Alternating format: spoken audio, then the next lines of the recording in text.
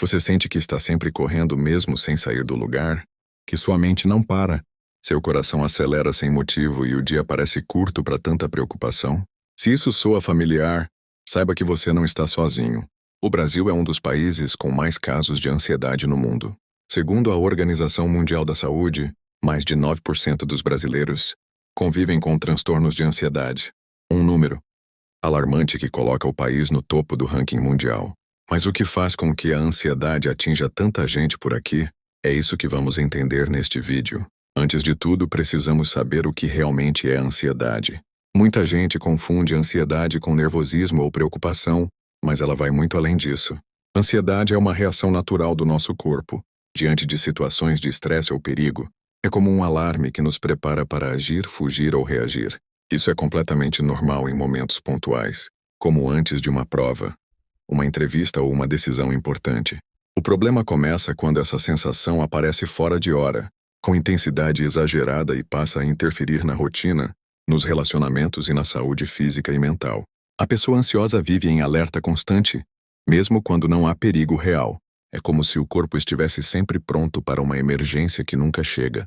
Isso pode causar sintomas como insônia, falta de ar, dores no peito, tremores, medo sem motivo aparente e até crises de pânico. E o Brasil, por algum motivo, parece ter se tornado um terreno fértil para esse tipo de sofrimento. Não estamos falando apenas de um diagnóstico clínico, mas de uma sensação coletiva. É como se o brasileiro vivesse constantemente à beira do colapso, numa mistura de rotina acelerada, cobranças externas, medo do futuro e falta de apoio emocional. A ansiedade virou parte do dia a dia. Em cidades grandes, o ritmo frenético contribui ainda mais para esse cenário. O trânsito caótico, a insegurança nas ruas, a pressão por resultados, o desemprego e as incertezas econômicas criam um ambiente propício para o desenvolvimento desse transtorno. E não para por aí. O uso constante de redes sociais também tem seu peso, já que nos expõe a comparações, padrões inalcançáveis e a uma sensação constante de que estamos ficando para trás. Tudo isso, somado à dificuldade de acesso à saúde mental, forma um cenário em que a ansiedade se instala silenciosamente, mas com força. Quando a gente se pergunta por que o Brasil é um dos países mais ansiosos do mundo, a resposta não está em um único fator isolado. A ansiedade no Brasil é resultado de uma mistura complexa de causas que se somam ao longo dos dias, semanas, meses e anos. E o primeiro ingrediente desse caos emocional é a pressão social e econômica. No nosso país, milhões de pessoas vivem em constante instabilidade. O medo de perder o emprego, de não conseguir pagar as contas, de não saber se vai ter o que comer amanhã, gera um estado contínuo de tensão. É como se a pessoa vivesse pisando em ovos, tentando sobreviver e não simplesmente viver. E essa realidade não atinge só as classes mais pobres. Mesmo quem tem uma vida aparentemente estável, sente o peso de um sistema que exige produtividade máxima, competitividade constante e uma cobrança quase desumana por resultados. O segundo ponto é o estilo de vida acelerado que virou padrão. O brasileiro está sempre correndo. Corre para chegar no trabalho, corre para buscar os filhos, corre para bater metas, corre para não ser esquecido. Dorme pouco, come mal. Vive com o celular na mão e, mesmo exausto, sente que não está fazendo o suficiente. Essa sensação constante de insuficiência, esse cansaço que nunca passa, vai sobrecarregando a mente até que ela entra em colapso. E a ansiedade aparece como uma tentativa do corpo de pedir socorro. Outro fator que agrava tudo isso são as redes sociais. Nunca estivemos tão conectados e, ao mesmo tempo, tão expostos. Ao rolar o feed, vemos pessoas com corpos perfeitos, carreiras de sucesso, relacionamentos felizes e viagens incríveis. Mesmo sabendo que muito disso é recorte, é filtro, é encenação, a comparação é automática. O cérebro interpreta como fracasso pessoal aquilo que é, na verdade, uma ilusão digital. Essa constante sensação de estar ficando para trás alimenta um sentimento de inadequação que corrói a autoestima e intensifica a ansiedade. A vida parece uma corrida, mas a linha de chegada nunca é alcançada. A quarta grande causa é a falta de acesso à saúde mental. A maioria das pessoas que sofre com ansiedade nunca teve um diagnóstico, muito menos um tratamento adequado. Falar sobre terapia ainda é tabu em muitas famílias, principalmente entre os mais velhos, que tratam questões emocionais como fraqueza, E mesmo entre os que aceitam a importância do cuidado psicológico, muitos esbarram em outro problema: o custo. Sessões particulares são caras, e o sistema público de saúde muitas vezes não dá conta da demanda. Isso faz com que milhares de pessoas vivam com sintomas fortes, sem nenhum tipo de ajuda profissional, o que piora o quadro com o tempo. E por último, mas não menos importante, está a questão da insegurança. Viver no Brasil é para muitos viver com medo. Medo de ser assaltado, medo de sofrer violência, medo de sair de casa e não voltar. Esse medo constante deixa o corpo em estado de alerta, liberando hormônios do estresse o tempo inteiro. O problema é que esse estado de sobrevivência não foi feito para durar tanto tempo. Quando ele se prolonga, o corpo e a mente entram em desequilíbrio, e é aí que a ansiedade toma conta. Esses fatores não agem sozinhos. Eles se entrelaçam. A pessoa que sofre com pressão no trabalho também se sente insegura nas ruas, também se compara nas redes sociais, também não consegue pagar por terapia. É um ciclo silencioso, desgastante, e que infelizmente faz parte da realidade de milhões de brasileiros todos os dias. As consequências da ansiedade, quando não é tratada, vão muito além do que as pessoas costumam imaginar. Ela começa de forma silenciosa. Uma insônia aqui, uma preocupação excessiva ali, uma irritação fora do comum. Mas com o tempo, esses sinais crescem e tomam conta da vida da pessoa. O corpo começa a gritar por socorro. É comum surgirem sintomas físicos como dores no peito, taquicardia, falta de ar, tontura, dores de cabeça constantes e até problemas gastrointestinais, como gastrite ou síndrome do intestino irritável. A ansiedade se manifesta no corpo, porque mente e corpo não funcionam separados. Eles se comunicam o tempo todo. Quando a mente sofre, o corpo responde.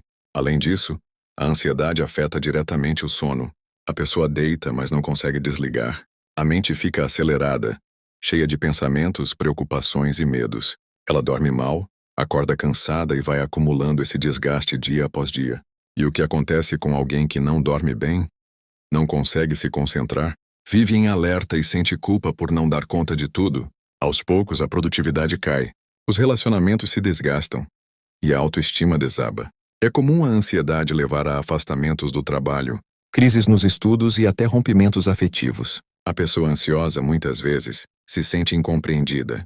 Ouve frases como "isso é frescura", "todo mundo tem problema", e vai se fechando cada vez mais.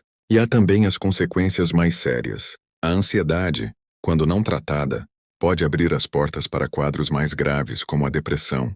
E em situações mais críticas, pode levar ao uso abusivo de substâncias como álcool ou medicamentos para tentar silenciar a dor emocional.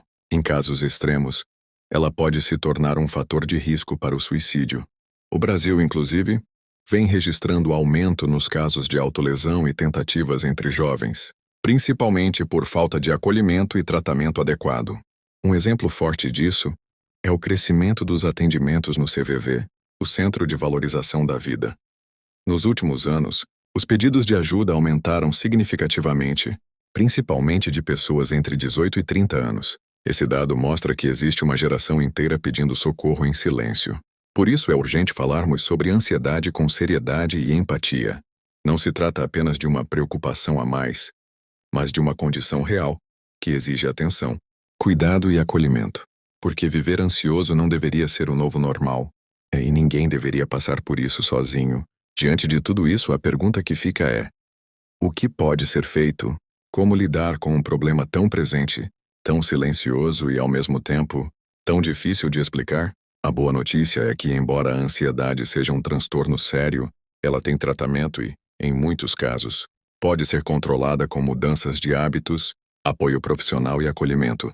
O primeiro passo é quebrar o tabu que ainda existe em torno da saúde mental. Procurar ajuda de um psicólogo ou psiquiatra não é sinal de fraqueza, é um ato de coragem.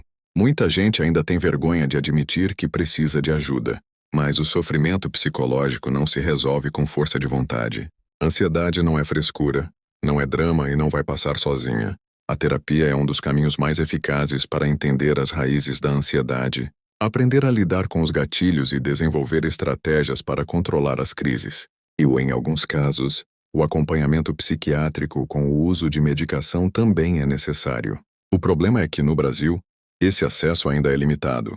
O Sistema Único de Saúde oferece atendimento psicológico, mas a fila é longa e o número de profissionais é pequeno diante da demanda. Por isso, é urgente que o país invista em políticas públicas voltadas à saúde mental, especialmente em escolas, universidades e locais de trabalho, onde os índices de sofrimento psíquico só aumentam. Além do tratamento profissional, algumas mudanças no estilo de vida podem fazer uma grande diferença. Atividades físicas regulares ajudam a liberar endorfinas e reduzem o estresse. Alimentação equilibrada, sono de qualidade e momentos de lazer também são fundamentais. Meditação, yoga e exercícios de respiração, por exemplo, são ferramentas simples que ajudam o corpo a sair do estado de alerta constante. Mas talvez o mais importante seja recuperar a conexão com o que é real, se afastar um pouco das redes sociais, evitar comparações, cultivar vínculos afetivos e aprender a respeitar os próprios limites. Muitas vezes a pessoa ansiosa carrega um peso que não é dela sozinha. Vive tentando dar conta de tudo, tentando ser perfeita, corresponder às expectativas de todo mundo. É preciso aprender a dizer não, a pausar, a descansar sem culpa. E principalmente entender que pedir ajuda é um ato de amor próprio. Quando a gente cuida da mente, tudo ao redor começa a se organizar. E mesmo que a ansiedade nunca desapareça por completo, é possível viver com mais leveza, com mais consciência, com mais saúde emocional. A luta contra a ansiedade não é individual, é coletiva. É hora de tratá-la com a seriedade que ela merece. Se esse vídeo fez sentido para você, se em algum momento você se identificou com tudo isso, não guarda isso só para você. Compartilha com alguém que também precisa ouvir essas palavras. Deixe seu comentário aqui embaixo, contando a sua experiência ou o que você achou mais marcante. Isso ajuda outras pessoas a se sentirem menos sozinhas. E claro, se inscreve no canal, ativa o sininho e curte esse vídeo para continuar recebendo conteúdos que informam, acolhem e fazem a gente refletir sobre a vida real. Aproveita e comenta aqui embaixo de qual cidade você está nos assistindo. Muito obrigada por assistir e até amanhã.